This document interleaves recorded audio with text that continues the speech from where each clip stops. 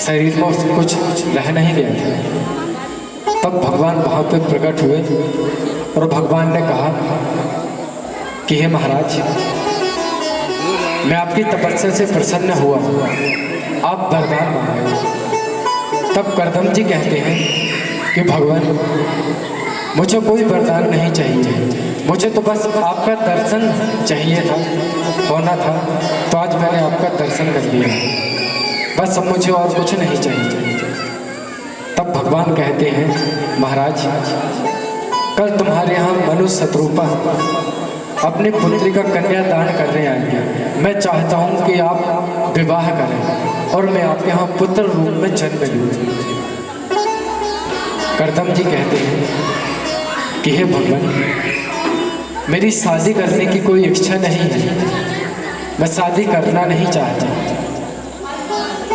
भगवान कहते हैं, महाराज, मैं तो चाहता हूँ कि आप शादी करें और आपके यहाँ पुत्र रूप में मैं आऊँ। कल मनु शत्रुपा जी आएंगे, वो अपनी कन्या का कन्यादान करेंगे, आप विवाह कर लेना, वो कन्या विवाह के योग्य है।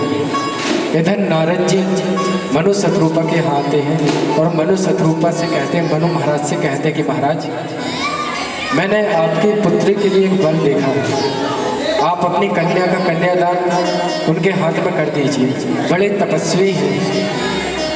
मनु शत्रुपा ने कहा ठीक है। मनु शत्रुपा के 2 पुत्र और 3 पुत्रियां हुई हैं, एक प्रियवन और एक उत्तानपाद, ये 2 पुत्र थे मनु शत्रुपा के, और 3 पुत्रियां थी, देवहूति, आकुति और प्रसूति। ये अभी हम देवहूति का वृतांत कर रहे हैं, देवहूति की कथा आपको सुना रहे हैं। देवहूति जो थी वो मझली पुत्री थी मनु की। नारद जी ने जाके कहा, महाराज, आपकी पुत्री के लिए मैंने एक बहुत अच्छा लड़का देखा है, वर देखा है, बड़ा ही तपस्वी है। मनु शत्रुपा ने कहा ठीक है। दूसरे दिन महाराज कर्दम ऋषि के यहाँ मनु महाराज शत्रुपा और देवहूति आते हैं। कर्दम ऋषि जी 3 आसन बिछाते हैं बैठने के लिए। एक में मनु महाराज को बिठाया जाता है, एक में शत्रुपा को बिठाया जाता है, और तीसरा जो था वो देवहूति के लिए आसन था। देवहूति सोचती है कि मैं अगर अपने पति के बिछाए हुए आसन पर अगर मैं बैठती हूँ तो मुझे पाप होगा, और अगर मैं बैठते नहीं हूँ तो मेरे पति का अपमान होगा, ये मेरे होने वाले पति हैं।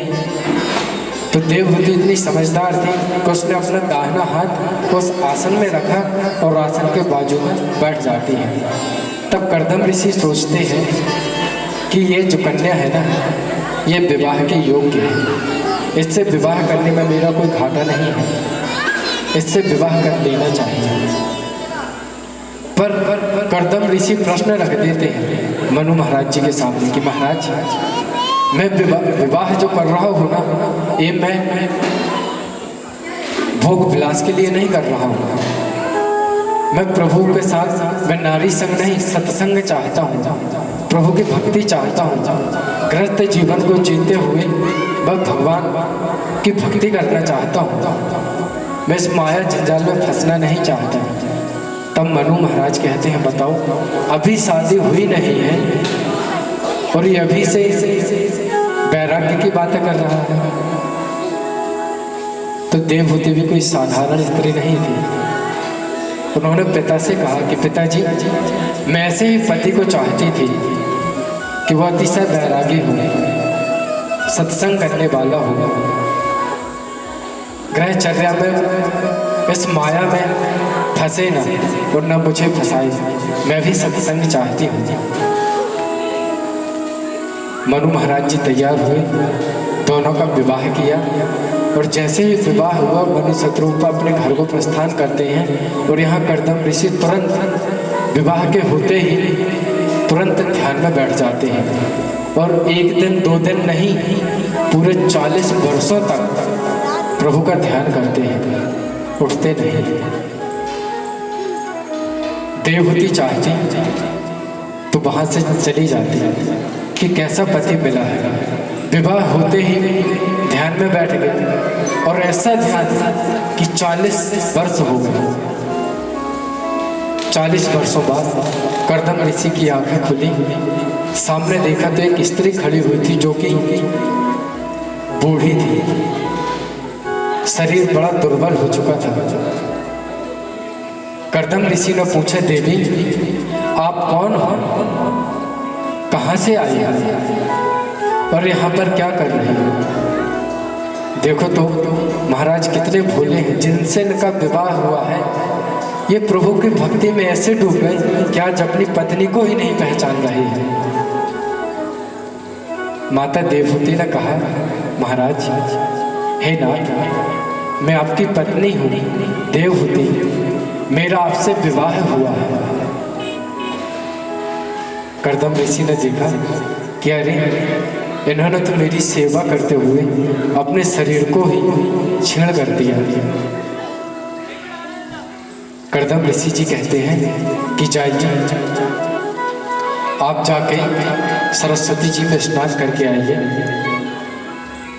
तब माता देवहूति सरस्वती में जाती हैं और स्नान करके जैसे ही बाहर आते हैं तो नववधू होकर आती हैं और इनके यहाँ माता देवहूति कहती हैं कि हे स्वामी, आपने कहा था कि एक पुत्र के बाद संन्यास ग्रहण करेंगे, आप मुझे एक पुत्र दे दीजिए।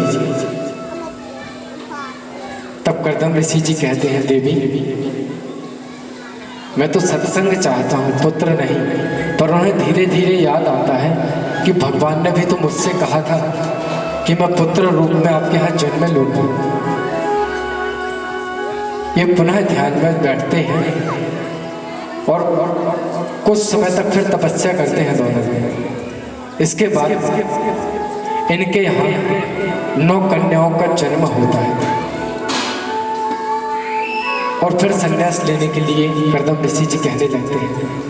तब माता देवहूति कहती हैं कि नाथ, आपने तो कहा था कि एक पुत्र होने पर संन्यास लेंगे, यहाँ तो हमारे घर में 9 कन्याओं ने जन्म ले लिया है, इनका भी तो विवाह करना है, इन्हें भी तो यथोचित स्थान पर पहुंचाना है और अभी तो पुत्र हुआ ही नहीं है। कर्दम ऋषि कहते हैं, आप तो ठीक कह रही हैं देवी, लेकिन मुझे भगवान का भजन और भक्ति करने दो। जब समय आएगा ना तो भगवान खुद हमारे यहाँ प्रकट होंगे। और कर्दम ऋषि जी पुनः तपस्या में बैठ जाते हैं। तपस्या से उसके बाद उठते हैं, कुछ समय बाद इनके यहाँ कामसुख करते हैं। इसके बाद इनके यहाँ भगवान कपिल भगवान प्रकट होते हैं, जन्म लेते हैं और 9 जो कन्याएं थी उनकी शादी ब्रह्मा जी 9 ऋषियों को ले आते हैं और उनकी शादी ब्रह्मा जी जो ऋषियों को लेके आए हुए थे उनके साथ उनकी शादी करा दी जाती है। और अब कपिल भगवान पिताजी से कहते हैं कि पिताजी अब आप गृहस्थी की चिंता ना करें, अब आप परमात्मा का ध्यान करें, परमात्मा का भजन करें, क्योंकि अब मैं जन्म ले चुका हूँ, अब माँ की चिंता ना करें। तब कर्दम ऋषि जी वन में जाके परमात्मा का ध्यान एवं भजन करते हैं। यहाँ कपिल देव अपनी माता को बिंदुसार तीर्थ में लेके आते हैं और माता को कपिल गीता सुनाते हैं, सांख्य शास्त्र का उपदेश सुनाते हैं। आगे बोले कपिल भगवान की।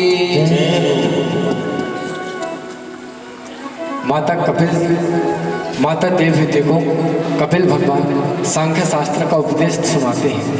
उसके बाद मनु के और वंशों का वर्णन है।